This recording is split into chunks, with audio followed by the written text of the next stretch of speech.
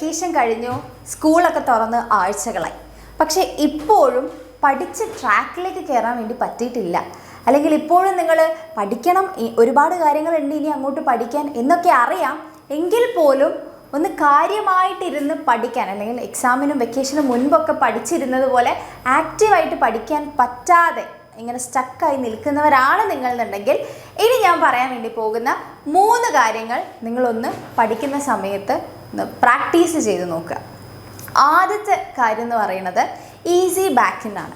അതായത് നമുക്ക് ഒരിക്കലും 0ൽ നിന്ന് 100ലേക്ക് ഒറ്റയടിക്ക് എത്താൻ വേണ്ടി പറ്റില്ല.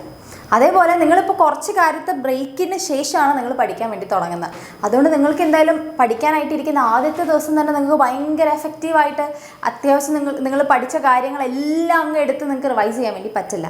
അപ്പോൾ അതുകൊണ്ട് മെല്ലെ മെല്ലെ നിങ്ങളൊന്ന് സ്റ്റാർട്ട് ചെയ്യാൻ വേണ്ടി നോക്കുക.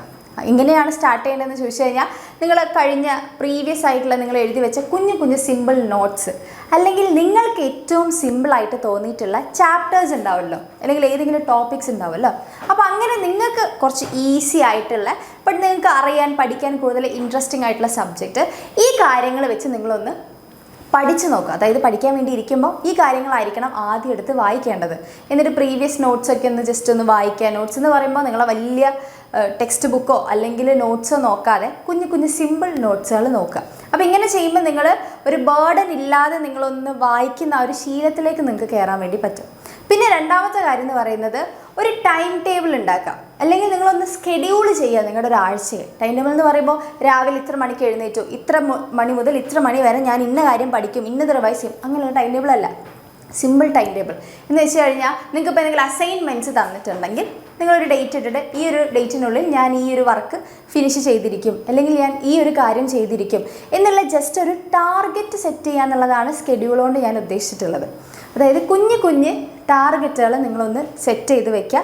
എന്നിട്ട് ഞാൻ ഇത് ചെയ്യും, അല്ലെങ്കിൽ ഇന്ന കാര്യങ്ങളും ചെയ്തിരിക്കും എന്നുള്ള സിമ്പിൾ ടാർഗറ്റ്സ് വെക്കുക. അപ്പോൾ അങ്ങനെയാണെങ്കിൽ നിങ്ങൾക്ക് ഈസി ആയിട്ട് തന്നെ ഒന്ന് കൂളായിട്ട് അധികം ഹാർഡ് വർക്ക് ചെയ്യാതെ, അല്ലെങ്കിൽ ഭയങ്കര നിങ്ങൾക്ക് ബുദ്ധിമുട്ടില്ലാത്ത രീതിയിൽ നിങ്ങൾക്ക് അതൊന്ന് മുന്നോട്ട് കൊണ്ടുപോകാൻ വേണ്ടി സാധിക്കും. പിന്നെ മൂന്നാമത്തെ കാര്യം എന്ന് പറയുന്നത്, നിങ്ങളുടെ സ്റ്റഡി ടേബിൾ അല്ലെങ്കിൽ നിങ്ങളുടെ സ്റ്റഡി സ്പേസ് ഒന്ന് ഓർഗനൈസ് ചെയ്യുക എന്നുള്ളതാണ്.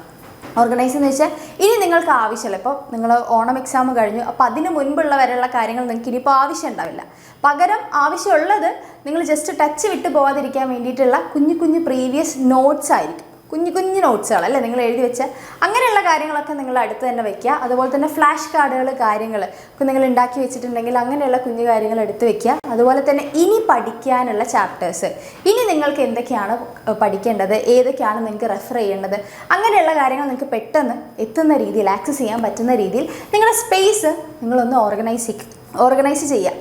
പിന്നെ നിങ്ങൾ ശ്രദ്ധിക്കേണ്ട കാര്യം എന്ന് പറയുന്നത്, എപ്പോഴും ഒരേ സ്ഥലത്തിരുന്ന് പഠിക്കാതെ കുറേ നേരം നിങ്ങൾ ഒരേ സ്ഥലത്തിരുന്ന് പഠിക്കുമ്പോൾ നിങ്ങൾക്ക് ബോറടിക്കും. അപ്പോൾ അതുകൊണ്ട് ജസ്റ്റ് ഒന്ന് ആ ഒരു സ്പേസ്, ഇപ്പോൾ നിങ്ങളൊരു റൂമിലാണെങ്കിൽ ആ റൂമിൻ്റെ ഒരു സൈഡിൽ നിന്ന്, ഇപ്പോൾ നിങ്ങളൊരു ഇപ്പോൾ എന്താ പറയുക, ഇപ്പോൾ കിഴക്ക് സൈഡിലേക്ക് നോക്കിയിട്ടാണ് നിങ്ങൾ ഇരിക്കുന്നതെന്ന് വിചാരിക്കും. കുറേ നേരം നിങ്ങൾ അങ്ങനെ തന്നെ ഇരിക്കാതെ കുറച്ചൊന്ന് എഴുന്നേറ്റ് ഒന്ന് കുറച്ച് പടിഞ്ഞാറോട്ട് നോക്കുക, അല്ലെങ്കിൽ കുറച്ച് എന്താ പറയുക നോർത്ത് സൈഡിലേക്കോ ഒക്കെ ഇങ്ങനെ ഫേസ് ചെയ്ത് നിൽക്കുന്ന മാതിരി ജസ്റ്റ് ഒന്ന് ആ ഒരു എൻവയോൺമെൻറ്റ് ഒന്ന് ചേഞ്ച് ചെയ്തിട്ടും കൂടെ പഠിക്കാൻ നോക്കുകയാണെങ്കിൽ നിങ്ങൾക്ക് വലിയ ബുദ്ധിമുട്ടില്ലാതെ, മടുപ്പില്ലാതെ പഠിച്ച് മുന്നോട്ട് പോകാൻ വേണ്ടി പറ്റും.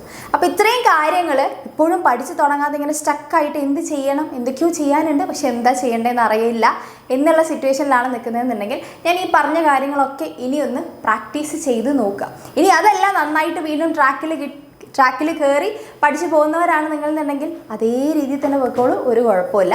ഇനി തുടങ്ങാൻ പറ്റാത്തവർക്കാണ് ഞാൻ ഈ കുഞ്ഞു കുഞ്ഞു ടിപ്സ് പറഞ്ഞു തന്നിട്ടുള്ളത്. അപ്പോൾ ഇതൊക്കെ ഒന്ന് യൂസ് ചെയ്ത് നോക്കുക. എന്നിട്ട് നിങ്ങൾക്ക് എങ്ങനെയുണ്ട്, എഫക്റ്റീവ് ആണോ എന്നുള്ളത് കമൻസിൽ പറയാം. അപ്പോൾ അടുത്ത ഇൻഫോർമേറ്റീവ് ആയിട്ടുള്ള വീഡിയോ ആയിട്ട് വീണ്ടും വരാം. ചാച്ചാ, ബൈ.